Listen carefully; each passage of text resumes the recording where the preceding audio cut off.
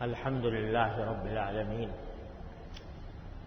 والصلاة والسلام على سيدنا ومولانا محمد خاتم النبيين وعلى آله وأصحابه أجمعين وعلى كل من تبعهم بإحسان إلى يوم الدين. اما بعد، بزرگان محترم اور برادران عزیز، السلام علیکم ورحمۃ اللہ تعالی وبرکاتہ۔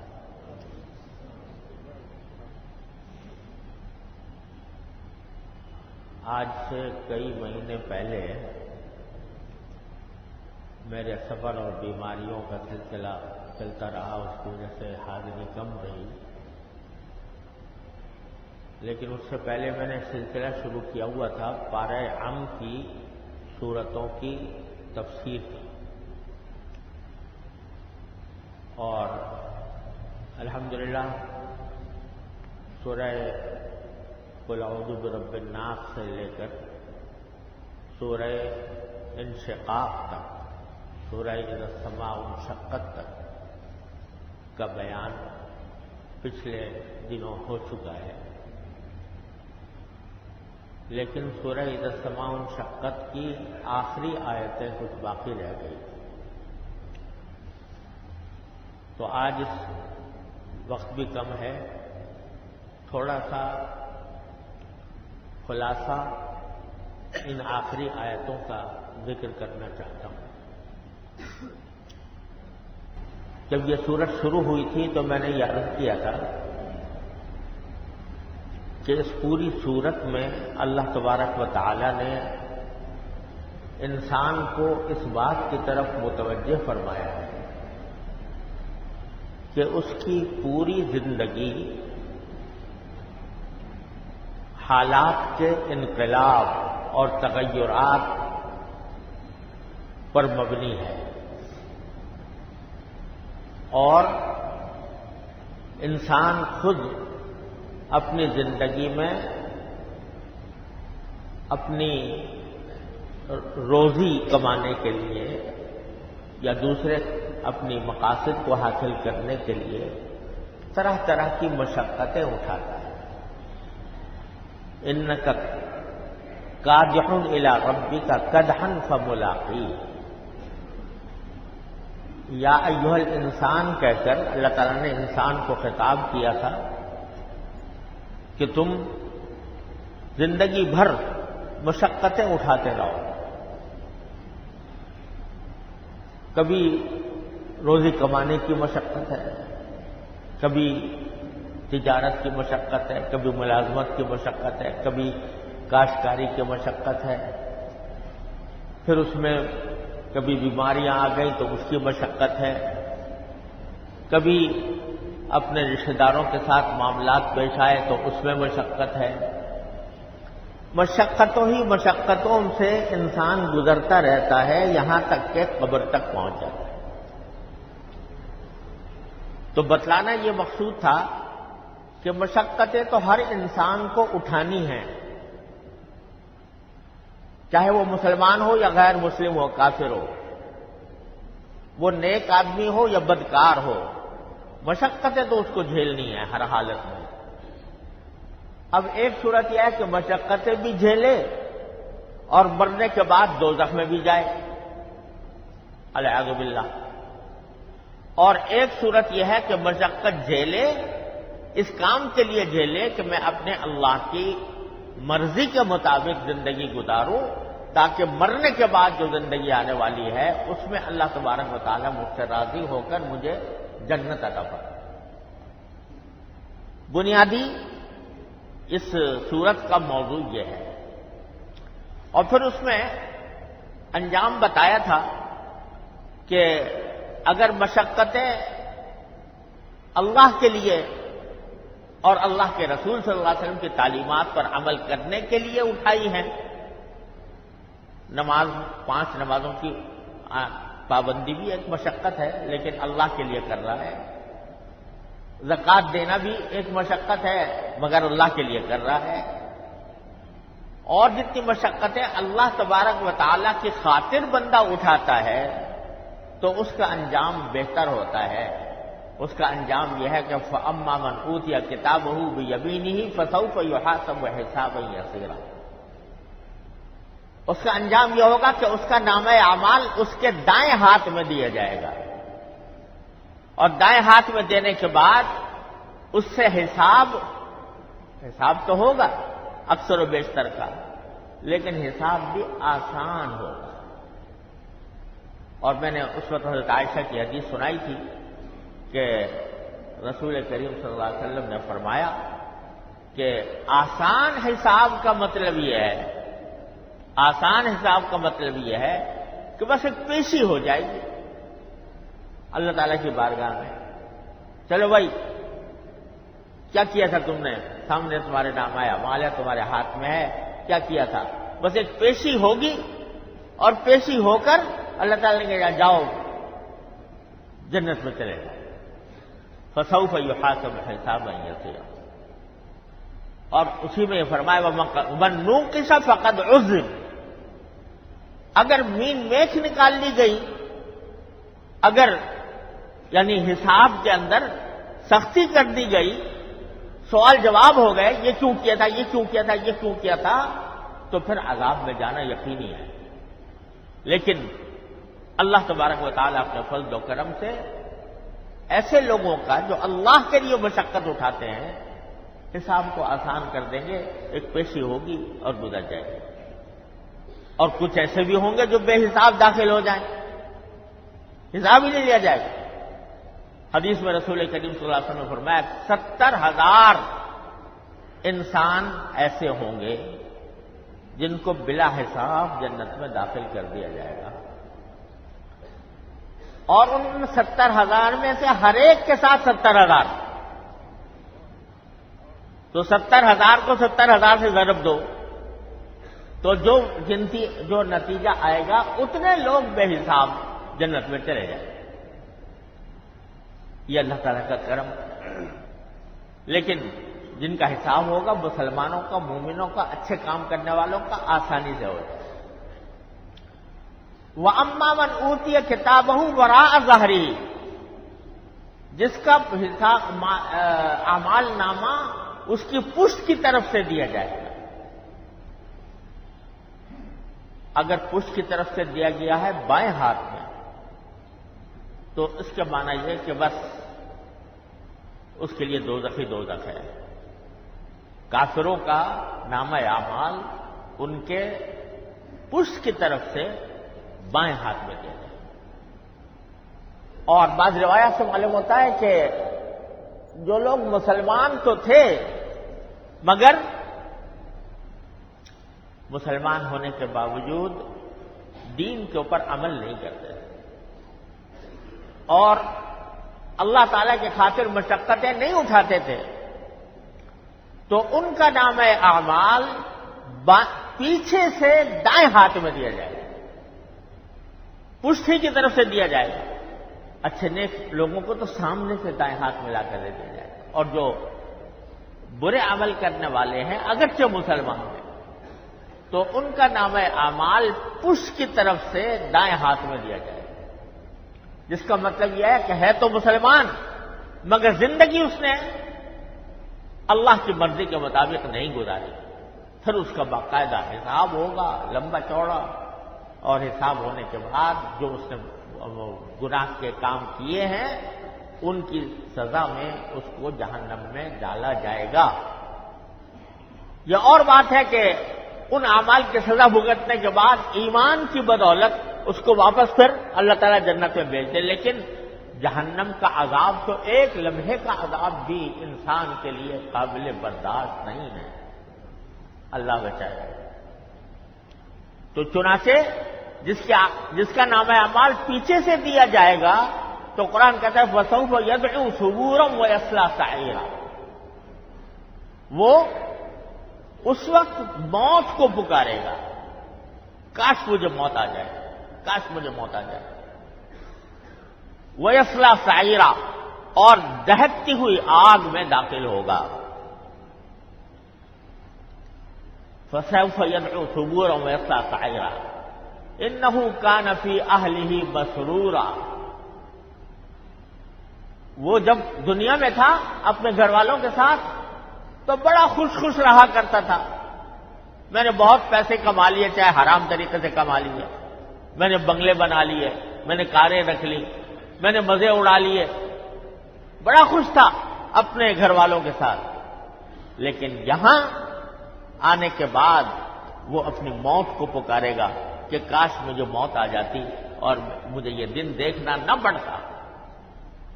جو اللہ کے نیک بندے ہیں ان کے بارے میں قرآن کریم میں سورہ طور میں فرمایا وَكُنَّا فِي أَهْلِنَا مُشْفِقِينَ، ہم تو دنیا کے اندر اپنے گھر والوں کے ساتھ رہتے تھے تو ڈرے سہمے رہتے تھے کہ پتہ نہیں ہمارا انجام کیا ہوگا، لہذا اللہ کی مرضی کے مطابق زندگی گزارنا چاہتے تھے.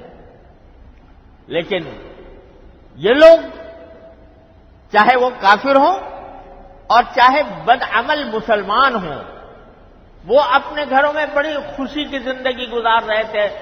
خوشی کی زندگی گزارنے کا معنی یہ کہ جو منہ میں آ رہا تھا کہہ رہے تھے، جو من میں آ رہا تھا کر رہے تھے. صرف دنیا کی لذت مطلوب تھی، صرف دنیا کا مال و دولت مطلوب تھی، نہ اللہ کا کوئی ذکر تھا، نہ آخرت کی کوئی فکر تھی. اس طرح زندگی گزار رہے تھے. انہ ظن ان لن یحور، اور ان کا گمان یہ تھا کہ ہمیں لوٹ کر اللہ کے پاس نہیں جانا. اب جو کافر ہیں ان کا تو عقیدہ ہوتا ہی ہے یہ کہ بھئی مرنے کے بعد ختم، زندگی ختم ہو گئی، بس ہماری ہڈیاں مٹی میں مل گئی، مٹی بن گئی، قصہ ختم ہوا، آگے کوئی زندگی آنے والی نہیں ہے. تو کافر لوگ تو یہ کہتے تھے ظن ان لن یحور، کہ ان کو دوبارہ اللہ تعالی کے پاس لوٹ کر نہیں جانا.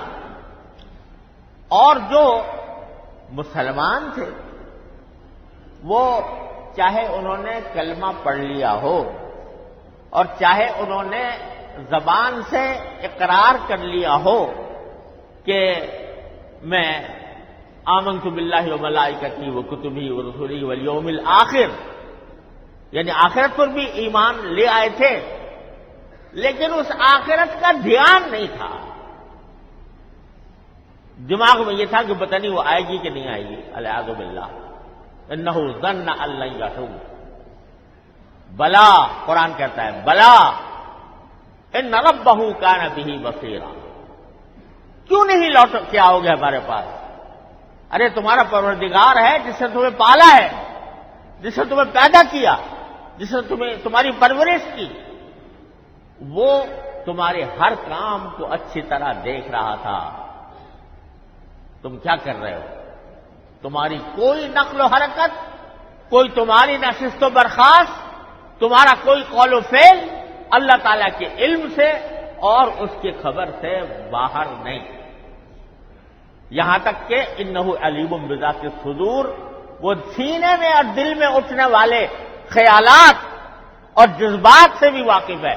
تمہارے دل میں کیا آ رہا ہے؟ تو وہ جب واقف ہے تو وہ جانتا تھا اور کہ تم نے زندگی اس طرح غفلت میں گزاری ہے، اللہ تعالیٰ کو بھول کر گزاری ہے، لہذا آخر میں اس کا انجام یہ ہوگا کہ سزا ملے گی، جہنم کی سزا ملے گی، الیاذ باللہ. پھر آگے اللہ تبارک و تعالیٰ نے دوبارہ یہ مضمون بیان فرمایا ہے کہ جو شروع میں بیان کیا تھا کہ انسان مشقت کی طرف چلتا جاتا ہے. آگے اللہ تبارک و تعالیٰ فرماتے ہیں کہ لَتَرْكَبُنَّ طَبَقًا عَنْ طَبَقٍ، میں قسم کھا کر کہتا ہوں کہ تم ایک حال سے دوسرے حال کی طرف منتقل ہوتے چلے جاؤ گے، اور ایک حال پر برقرار نہیں رہو گے. تمہاری پوری زندگی بھی اس کی نشانی ہے، اور کائنات پر دیکھو تو کائنات بھی اس کی دلیل ہے.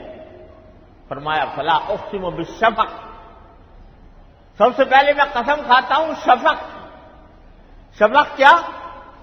وہ روشنی جو طلوع آفتاب سے پہلے یا غروب آفتاب سے پہلے یا اس کے بعد افق پر نمودار ہوتی ہے. یہ شفق کیا چیز ہے؟ یہ سرخی جو صبح کے وقت میں طلوع آفتاب سے پہلے مشرق میں نظر آتی ہے، وہ ایک انقلاب کی خبر دے رہی ہوتی ہے، ایک انقلاب کا پیش خیمہ ہوتی ہے. جب رات جا رہی ہے اور دن آ رہا ہے، آفتاب. اور رات کی سرخی جو ہے، جو غروب آفتاب کے بعد پیدا ہوتی ہے، وہ خبر دے رہی ہوتی ہے کہ اب ایک اور انقلاب آ رہا ہے. یعنی دن ختم ہو رہا ہے اور رات آ رہی ہے. یہ انقلاب کا پیش خیمہ ہوتی ہے. رفتہ رفتہ وہ شفق جو ہے وہ پھر غائب ہو جاتی ہے، پوری پر تاریکی چھا جاتی ہے. فلا اقسم بالشفق واللیل وما وسق. اور قسم کھاتا ہوں میں، اللہ تعالیٰ فرما رہے ہیں میں قسم کھاتا ہوں رات کی. اور رات جن جن چیزوں کو جمع کر کے رکھتی ہے ان کی. کیا مانا کہ رات کے وقت پر ایک عظیم پورا انقلاب دوبارہ آتا ہے. پوری کائنات میں رات جو ہے وہ ایک انقلاب لے کر آتی ہے. کیا انقلاب لے کر آتی ہے؟ کہ لوگ اپنے گھروں کو واپس آ رہے ہوتے ہیں اور پرندے اپنے گھونسلوں کی طرف رجوع کر رہے ہوتے ہیں. اور رات کو کہا کہ جو کچھ جمع کر لیتی ہے، کیا مانا کہ جو مختلف منتشر چیزیں تھیں وہ گھوم گھام کر پھر اپنے اصل مسکن میں آ جاتی ہیں، ان کو جمع کر لیتی ہے اور تاریکی چھا جاتی ہے. وہ وقت آ جاتا ہے کہ آدمی سوتا ہے، پرندے بھی سوتے ہیں، مخلوقات بھی سوتی ہیں. تو یہ ایک اور انقلاب آتا ہے. ہر روز انقلاب آ رہا ہے. دن کا انقلاب، رات کا انقلاب، سورج کے طلوع ہونے کا انقلاب، سورج کے غروب ہونے کا انقلاب، یہ سب آ رہے ہیں. والقمر اذا اتسق. اور قسم کھاتا ہوں چاند کی جو وہ پورا ہو، 14ویں رات کا چاند. پہلی رات کو ایسا ہوتا ہے کہ سب ڈھونڈتے پھرتے ہیں کہ نکلا کہ نہیں نکلا. اس کے اوپر شہادتیں آ رہی ہیں، اس کے اوپر غور و فکر ہو رہا ہے. روز ہلال کمیٹی بیٹھی ہوئی ہے کہ چاند ہے کہ نہیں ہے. اتنا پتلا، اگر نظر بھی آیا تو اتنا پتلا، کسی کو نظر آ گیا کسی کو نہیں آیا. لیکن دوسرے دن وہ بڑھ کے آئے گا، تیسرے دن اور بڑھ کے آئے گا، چوتھے دن اور بڑھ کے آئے گا، یہاں تک کہ 14ویں رات پر جا کر مکمل ہو جائے گا. تو یہ ایک انقلاب سے گزرتا ہے چاند. اور پھر مکمل ہونے کے بعد پھر چھوٹا ہونا شروع ہو جاتا ہے، پھر چھوٹا ہونا شروع ہو جاتا ہے، یہاں تک کہ آخر میں جا کے غائب ہی ہو جاتا ہے. رات بغیر چاند کے آتی ہے. یہ انقلاب آتا ہے. تو ان سب جب اللہ تعالیٰ کسی چیز کی قسم کھاتے ہیں تو در حقیقت مطلب یہ ہوتا ہے کہ یہ چیزیں گواہ ہیں اس بات کی جو میں آگے کہہ رہا ہوں. یہ گواہ ہیں. یہ انقلابات، شفق کے انقلابات، رات کے انقلابات اور 14ویں رات کے چاند کے انقلابات اس بات کے گواہ ہیں کہ لَتَرْكَبُنَّ طَبَقًا عَنْ طَبَقٍ. تم ایک طبقے سے، ایک حال سے دوسرے حال کی طرف منتقل ہوتے ہوئے چلے جاؤ گے. ارے اپنی زندگی پہ غور کرو. کہاں تھے تم؟ ماں کے پیٹ میں. گندا خون تمہاری غذا تھی. اور شروع میں تم ایک نطفہ تھے، وہ بن کے پھر ایک علقہ، ایک دم بستہ کی صورت اختیار کر گیا، پھر ایک مضغہ بن گیا، لوتھڑا بن گیا. لوتھڑے کے اوپر ہم نے ہڈیوں کا لباس پہنا، ہڈیوں کو گوشت کا لباس پہنا دیا اور اس کے اندر روح پھونک دی. اور ماں کے پیٹ میں 9 مہینے رہے. جب ماں کے پیٹ میں تھے تم تو اس ماں کے پیٹ ہی کو سارا اپنی کائنات سمجھتے تھے۔ اس وقت اگر کوئی تم سے کہتا کہ خدا کے بندے یہ چھوٹی سی جگہ تو رہ رہا ہے، یہ بہت چھوٹی جگہ ہے، اور اس کے بعد اس سے لاکھوں گنا زیادہ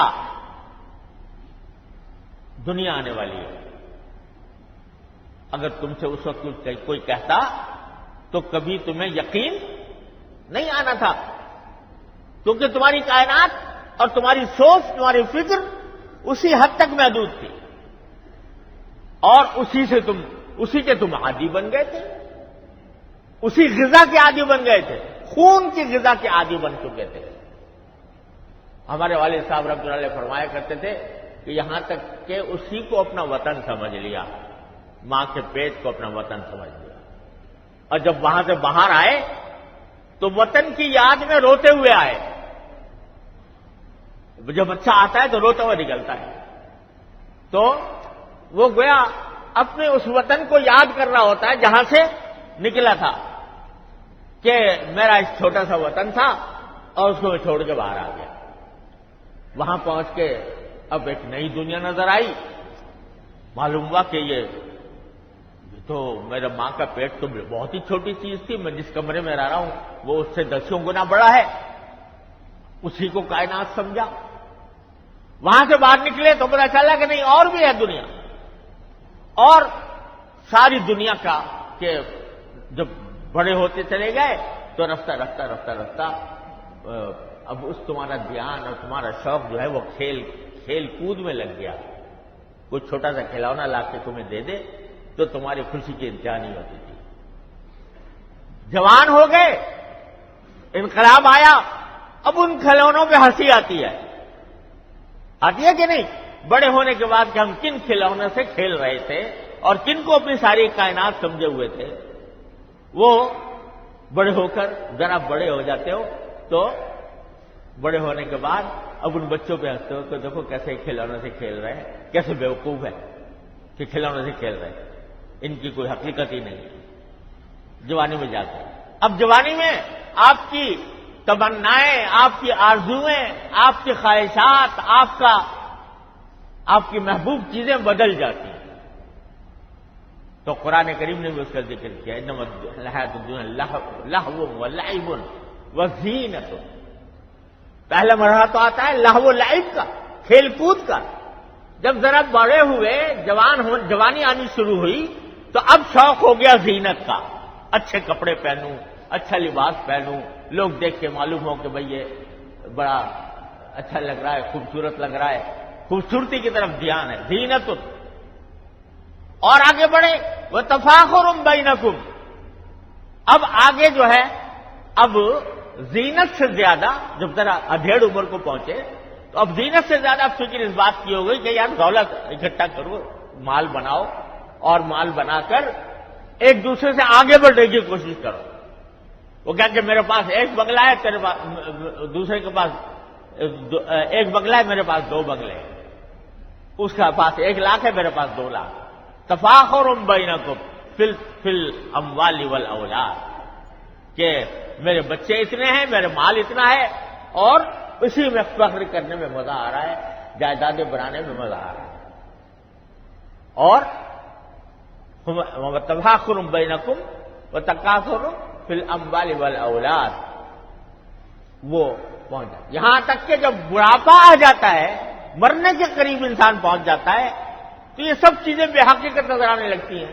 ارے بھائی اب تو موت سامنے کھڑی ہے، اس وقت کوئی کہے کہ بھائی 1 کروڑ کی جائیداد خرید لو مرتے وقت، تو کیا میں کس لیے خریدوں 1 کروڑ روپے کی جائیداد؟ کیا کروں گا؟ میں تو کل رخصت ہو رہا ہوں یہاں سے۔ وہ جائیدادیں بھی وہ بے حقیقت نظر آنے لگتی ہیں۔ موت آ جاتی ہے، موت کے بعد بس انسان یہی تک سوچتا ہے، یہ پتہ نہیں کہ موت کے بعد اتنی بڑی زندگی آنے والی ہے، جیسی میں ماں کے پیٹ میں سمجھ رہا تھا کہ ماں کا پیٹ ہی ساری کائنات ہے، بعد میں دنیا نظر آئی تو پتہ چلا کہ یہ تو لاکھوں گنا کروڑوں گنا زیادہ بڑی ہے۔ جب مرنے کے بعد آخرت کی زندگی میں پہنچو گے تو اس وقت میں پتہ لگے گا کہ یہ بل حیات الدنیا الا متاع الغرور، یہ دنیا کی زندگی تو ایک دھوکے کا سامان تھا، اس کی تو کوئی حقیقت ہی نہیں تھی۔ ایک جنتی کو ساری دنیا کے برابر اور اس سے زیادہ 7 گنا زیادہ جائیداد عطا ہوگی جنت کے اندر، ساری دنیا۔ یہ وہ شخص ہے کہ جس کو سب سے آخر میں جنت میں داخل کیا گیا، سب سے آخر میں جنت میں داخل ہوا اپنی سزا بھگتنے کے بعد۔ اس کو کتنا دیا جائے گا؟ جتنی پوری دنیا اور اس کے 7 گنا زیادہ۔ آج ہم سے کوئی کہے تو کہیں بھائی یہ تو سمجھ میں نہیں آتا کہ ایک آدمی جو ہے ساری دنیا کا مالک ہو، بلکہ 7 دنیاؤں کا مالک ہو۔ یہ ایسا ہی ہے جیسے بچہ ماں کے پیٹ میں سمجھ رہا تھا کہ یہ کیسے ہو سکتا ہے کہ میری ماں کے پیٹ سے کروڑوں گنی زیادہ دنیا موجود ہے۔ جیسے وہاں اس کو بیوقوفی سمجھتے تھے، اسی طرح آج آخرت کی اور جنت کی زندگی کو اور وہاں کی وسعتوں کو انسان بیوقوفی سمجھتا ہے اور سمجھتا ہے یہ کیسے ہو سکتا ہے، تعجب ہوتا ہے۔ تو قرآن کہتا ہے کہ یہ ساری باتیں ہم نے بتا دی، فما لہم لا یؤمنون، ارے کیا ہو گیا تم کو کہ پھر بھی ایمان نہیں لاتے؟ فما لہم لا یؤمنون وَإِذَا قُرِئَ عَلَيْهِمُ الْقُرْآنُ لَا يَسْجُدُونَ، اور جب ان کے سامنے قرآن پڑھا جاتا ہے تو جھکتے نہیں ہیں، اس کے آگے سجدہ نہیں کرتے، اس کے آگے جھکتے نہیں ہیں۔ تو اور پھر فرمایا وَلِلَّذِينَ كَفَرُوا عَمَّا أُنذِرُوا مُعْرِضُونَ وَلِلَّذِينَ كَفَرُوا يُكَذِّبُونَ، بجائے اللہ کے حکم کے آگے جھکنے کے یہ لوگ تو جھٹلاتے ہیں، اللہ کو بھی، اللہ کے رسول کو بھی، اللہ کے آخرت کو بھی۔ وَاللَّهُ أَعْلَمُ بِمَا يُوعُونَ، اللہ تعالیٰ خوب جانتا ہے یہ کیا کچھ جمع کر رہے ہیں دنیا کے اندر۔ وَبَشِّرْهُم بِعَذَابٍ أَلِيمٍ، ان کو خوشخبری سنا دو کہ ایک دردناک عذاب آنے والا ہے تمہارے اوپر۔ إِلَّا الَّذِينَ آمَنُوا وَعَمِلُوا الصَّالِحَاتِ، ہاں جو لوگ ایمان لائے ہیں اور نیک عمل کیے ہیں، لَهُمْ أَجْرٌ غَيْرُ مَمْنُونٍ، ان کو ایک ایسا اجر ملنے والا ہے جو کبھی ختم نہیں ہوگا۔ دنیا کی تو ہر دولت ختم ہونے والی ہے، لیکن ایسا اجر وہاں ملے گا جو ختم ہونے والا نہیں ہوگا، اجر غیر ممنون۔ یہ ہے قرآن، یہ سورہ انشقاق کا خلاصہ جو میں نے اس وقت آپ میں عرض کیا۔ یہ جو آیت میں نے پڑھی تھی فما لہم لا یؤمنون وَإِذَا قُرِئَ عَلَيْهِمُ الْقُرْآنُ لَا يَسْجُدُونَ، کہ جب ان کے سامنے قرآن پڑھا جاتا ہے تو وہ سجدہ نہیں کرتے یا جھکتے نہیں ہیں اس کے آگے۔ تو یہ سجدے والی آیت ہے، اور یہ کہا جاتا ہے، یہ رسول کریم صلی اللہ علیہ وسلم سے منقول ہے کہ آپ نے یہ آیت کو نماز میں بھی تلاوت فرمائی تو فوراً سجدہ کیا، اور جب یہ آیت پڑھی جائے یا سنی جائے تو سجدہ واجب ہو جاتا ہے، ہم سب پر واجب ہو گیا سجدہ کرنا۔ اور حضرت فاروق اعظم رضی اللہ تعالیٰ عنہ ایک مرتبہ جمعہ کا خطبہ دے رہے تھے، اس میں انہوں نے ایک آیت سجدہ پڑھی، تو پھر خطبے کے دوران ہی اتر کر خود بھی سجدہ کیا، اور تمام صحابہ اور تابعین جو سب موجود تھے، جتنے مسلمان، ان سب نے سجدہ کیا۔ تو میں چاہتا ہوں کہ آج اس سنت پر بھی عمل کریں، میں بھی سجدہ کرتا ہوں، آپ بھی اپنی جگہ پر سجدہ کریں۔ وآخر دعوانا الحمدللہ رب العالمین۔